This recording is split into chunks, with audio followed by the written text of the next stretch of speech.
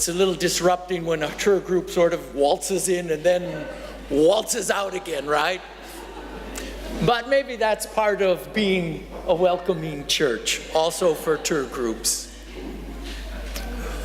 Several years ago, I went to a United Church of Christ service in Chicago. And I was a visitor then too, but I didn't waltz out. I still remember the phrase of the greeting, though. It doesn't matter what you believe. Now, what they intended to say was, you're welcome here regardless of what you believe. But the words were, it doesn't matter what you believe. And I had some resistance in me right at the very beginning, because it matters when people believe that money is at the center of everything. It matters whether truth is cherished.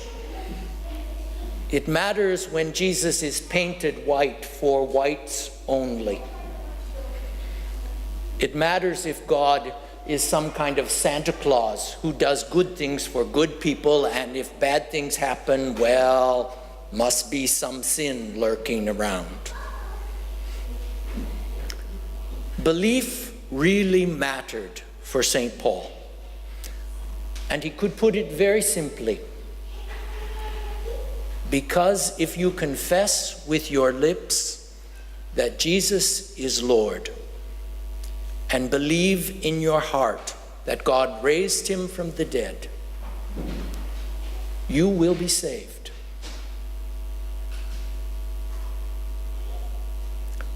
Now that last word starts to raise difficulty for us.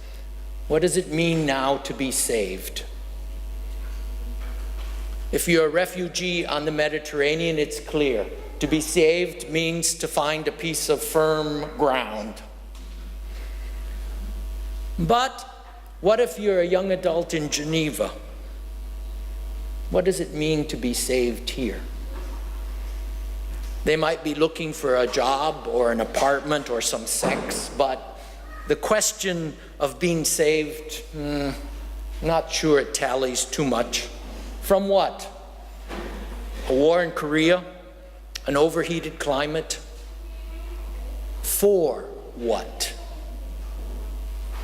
From hell? For heaven? Just antique words anymore. Because we face a skeptical secularism, one very nervous about commitment. In fact, religion is one of those problems you are saved from. Radical Islam, extremist Hindus who are now sort of murdering people because they eat cows, the rise of Trump with the support of evangelical Christians, all those fire and fury saved folks. I've been reading a book, The Kingdom, by Emmanuel Carrère. He quotes a friend who puts it very bluntly. It's strange when you think about it, that normal, intelligent people can believe something as unreasonable as the Christian religion, something exactly like Greek mythology or fairy tales.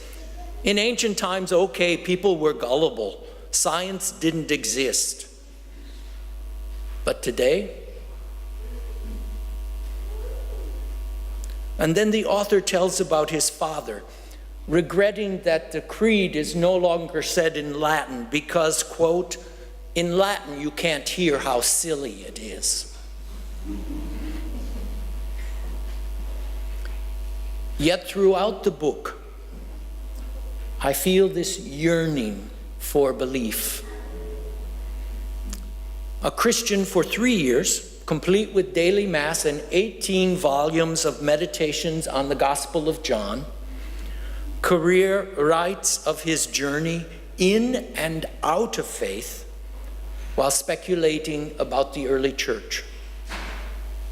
Firmly secular, he tries to understand what might be important about Christianity with its crucified founder who constantly turns things upside down, and an important missionary, Paul, who doesn't know much about Jesus except that Jesus appeared to him and threw him blind off his horse, and then with a few discussions with the disciples, he grasped that Jesus, whom God raised up, is the source of life for all people.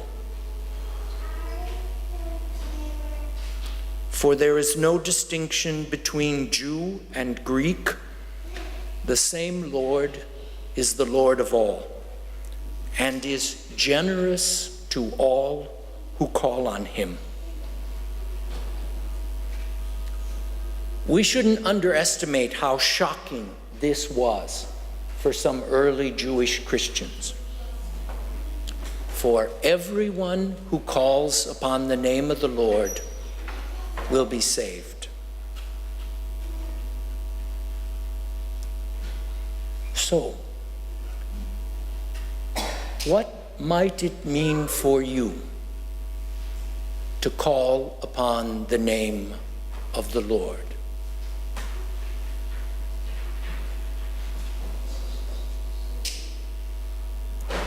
Can you say, what difference Jesus makes in your life?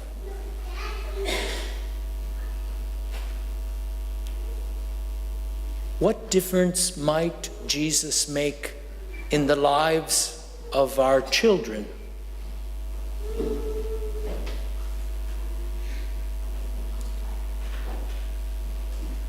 Being saved. From what? For what?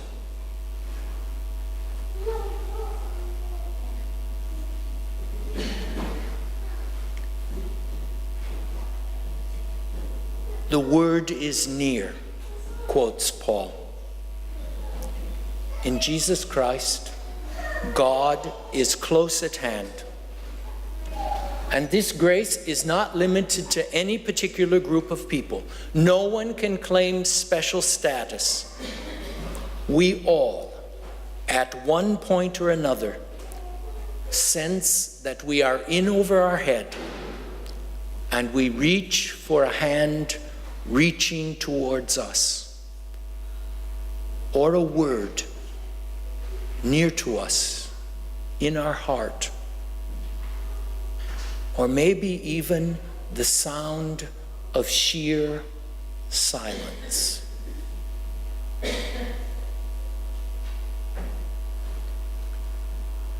But how will they know?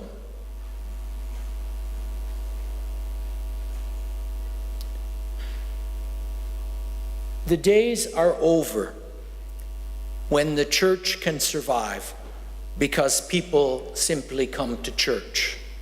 At least that's true for Europe. Those days are gone. And even if we do the best worship in the world, it will not be enough. Calling on Jesus is clearly an optional activity. And he's a great preacher. But next week, the Game of Thrones may cast its spell, or the Alps beckon.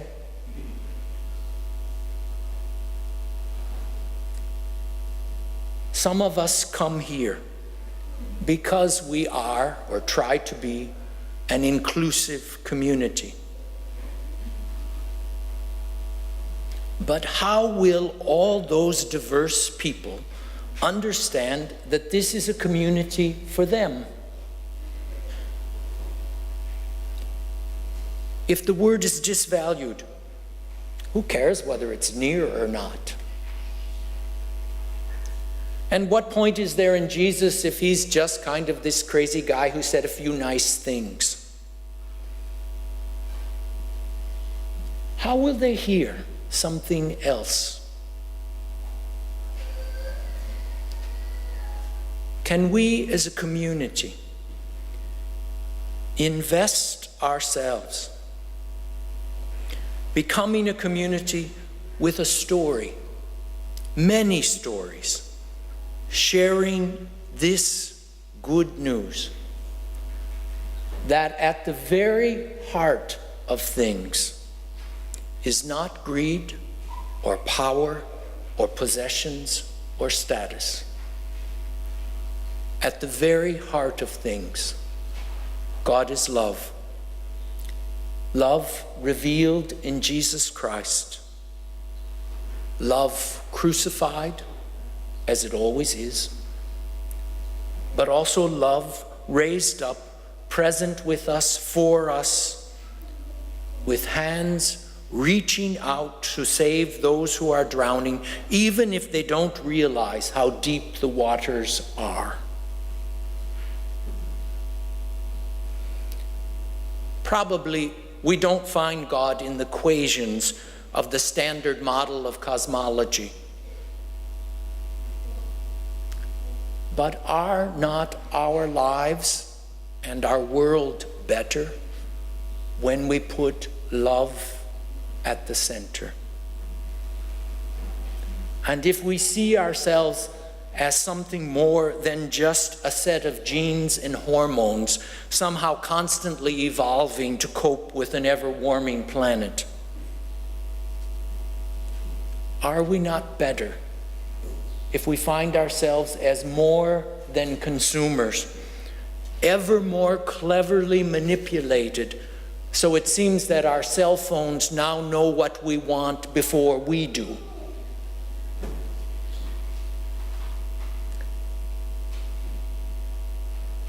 Are we not better when life is loved and being loved?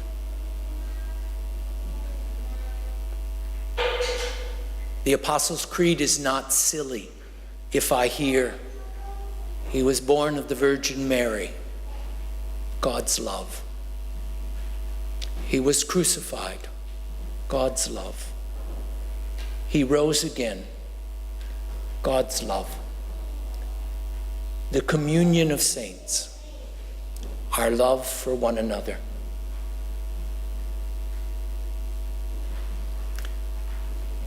At the end of his book, Carrère tells of his participation at a retreat with the L'Arche community. At the heart of the retreat is a service of foot washing. We know something about foot washing. We do it every Maundy Thursday. And every Maundy Thursday, we discover each other's beautiful feet. The generosity of God is no more evident than we are kneeling before one another with our towels and gently caressing each other's feet. We sing simple songs of love. There is a name I love to hear, I love to sing its worth.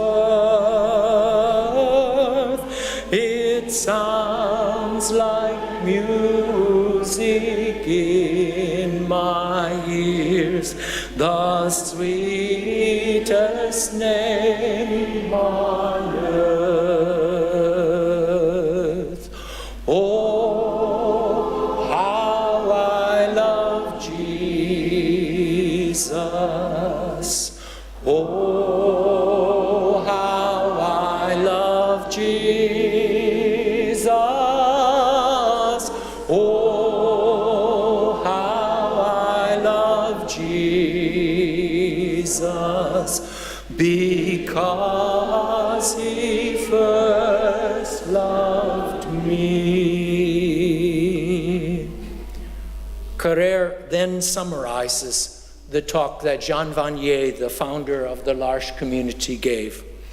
This community serves severely challenged mentally and physically, people who are severely challenged both mentally and physically.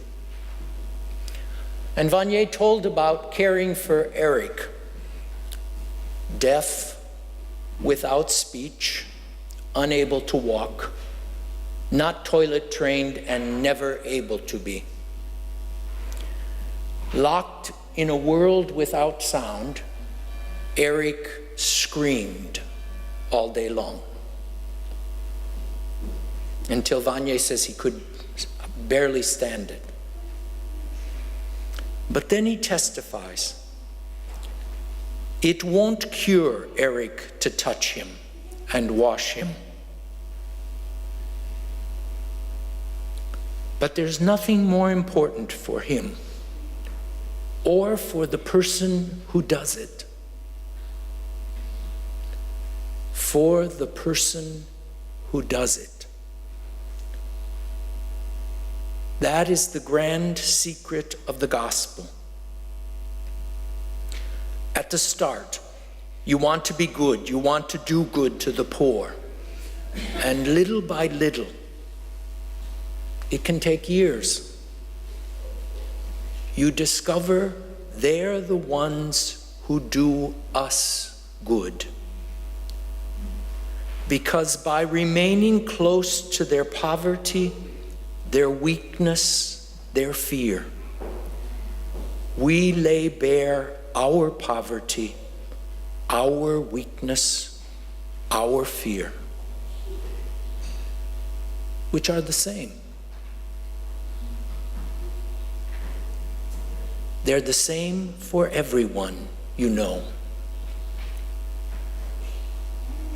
And it's then that you start to become more human.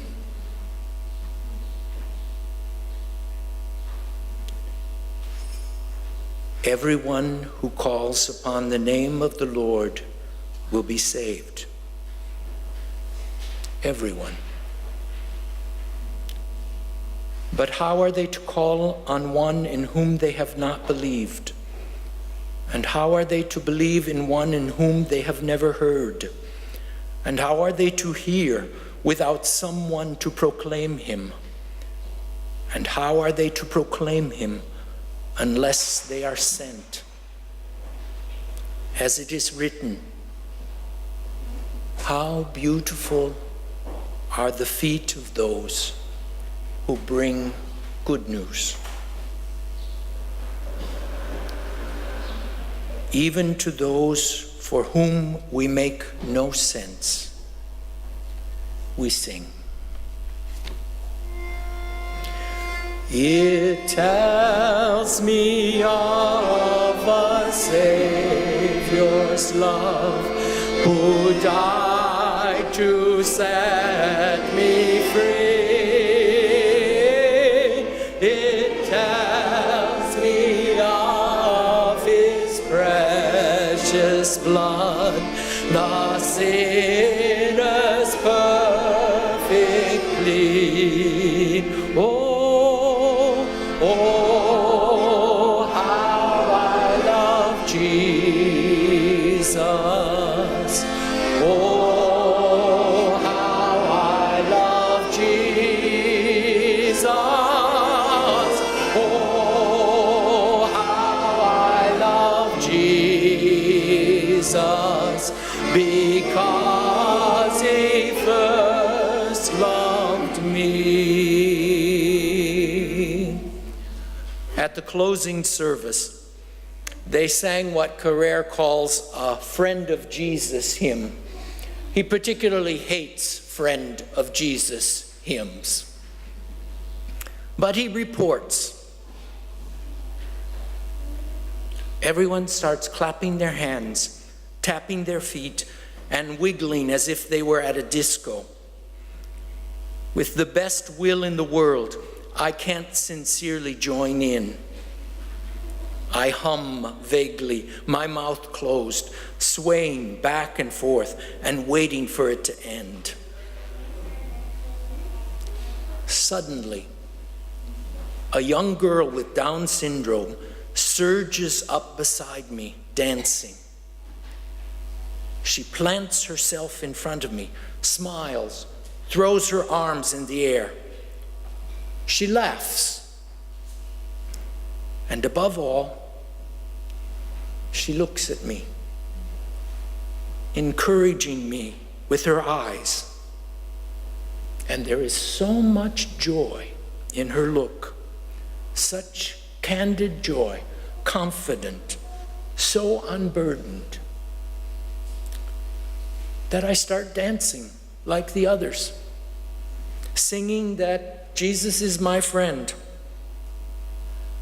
And tears come to my eyes as I sing and dance and watch her, who's now found another partner. And I'm forced to admit that that day, for an instant, I got a glimpse of what the kingdom is.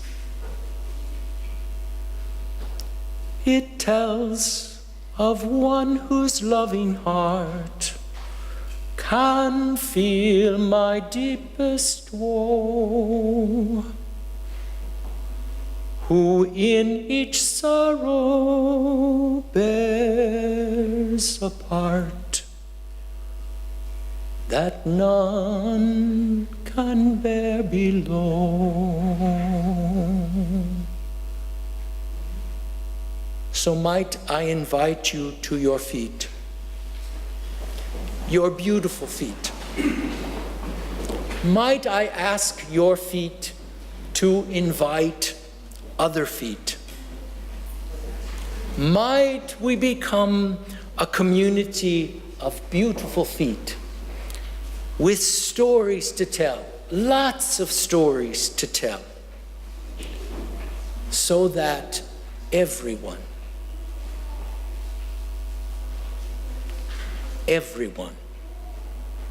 might know the good news, that everyone who calls upon the name of the Lord will be saved. Oh, how I love Jesus.